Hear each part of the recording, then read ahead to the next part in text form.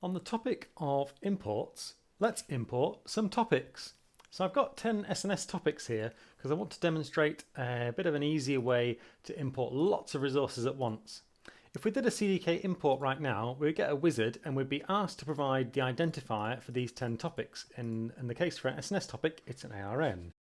And that can get a little bit tricky if you've got lots of resources and you're having to copy and paste values back and forth and you don't want to accidentally copy and paste a bit of white space after it.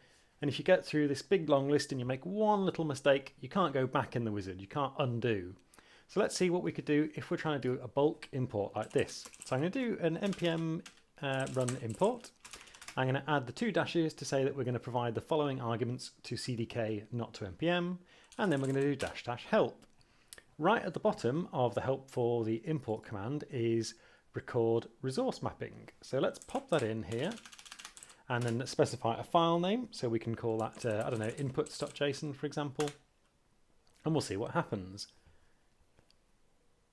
So it launches the wizard just as it would normally if we were doing an import. And you can see that the topic ARNs, the thing that we're getting asked for SNS topic, and we've got an undefined as a default value. And I'm just going to spam my way through enter here.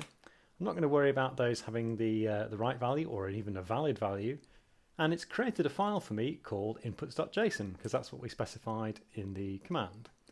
I can then look at this file and add in the values at my own leisure, making sure that every value I put in is just right, and I can double check them, I can send them to a colleague to cross check them as well, and just take my time with it. When I'm ready, we're going to use the same command again, but without the record dash, so it's just going to be -- resource mapping, and then that will get imported into CDK as normal. I'm not going to do that obviously because I haven't got 10 topics to import, I haven't got the ARNs, but you get the idea. So it's just a little tip for when you're importing many resources.